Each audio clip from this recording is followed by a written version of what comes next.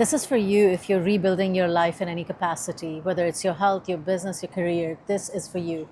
Here are 3 simple things you can start doing right away to keep your sanity in a phase that will absolutely drive you insane. Remember, the most important thing as you go along in this journey is that everything is temporary, meaning everything that you're going through right now, even the good stuff, is temporary. It's fleeting. It's the meaning you attach to it that matters. So if you're going through a painful season that is extremely challenging and you don't know where to turn, know that that season will end. Know that something better is in store. So let's use that as a precursor and as a reminder to you. First thing you want to do is just 3 things, okay? First thing, keep a habit. Keep a simple habit stack that works for you in the form of a daily routine.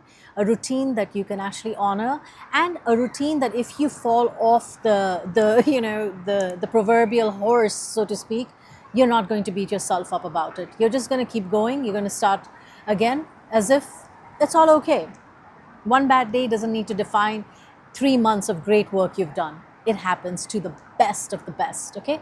That routine can be journaling, meditation, things that you're working on, your to-do list, right? And then when you're done, you're done. You sit with yourself and you relax. You let that day go, be done with it, all right? So, habits. Your routine is very important. Stick to your routine. Second thing, and this is more of a life thing that I hope you will take to heart, is networking. Not many people talk about this because I think most people network to get something out of people. But why you should network is so that you can learn, so that you can improve, so that you can see what's out in the world, and you just don't know who's listening.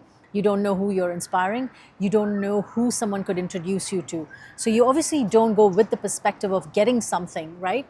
You go with the perspective of, trying your best to meet people, to get better, your communication changes, and you never know what you will learn as a result of that networking. So this transition period that you're in is temporary, but it may feel like it's going on for years, and it has for some people, because you're trying to excavate yourself out of a situation that has a lot of other contingent factors included, and not all are dependent on you.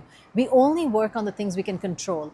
Like my hair right now, I can't control it, but I really want to do this video, and I've tried to do this video more than 3 times, and I want to do this last bit, right? The last is going to be kind of simple. People do this, but they do it with a very interesting intention. So I want to ground you in it. It is to be thankful for the season you're in, no matter what the season is. If you are in a good season, please take a moment to thank everything that is working for you and whatever it is for you, okay? Thank it.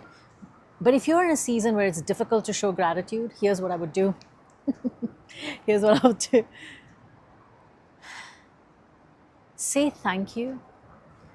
Just say thank you. Don't make a list. Don't try to recount things, just say it.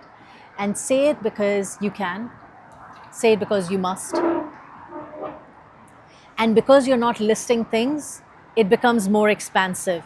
Most people say there's like, I'm thankful for this car, I'm thankful. Sure, if you can come up with things you're thankful for, great. But when you're in a season where you are in that rebuild phase, you're trying to change your life, it is very difficult to be grateful. And that is also true. So don't force gratitude, but understand that you can reframe the idea of gratitude by just saying thank you. And you don't need to say what you're thankful for. Even just that is enough. Just say thank you in your mind 20 times, and then just breathe, and then kind of like keep moving forward. That's it. So if you're going through a rebuild phase, my dear, congratulations. You are one of the brave ones. Not many people want to do this. Not many people want to attach their time to it. Not many people want to discover what they're really, truly made of. So congratulations. It's not going to be easy, but goddamn, it's going to be worth it.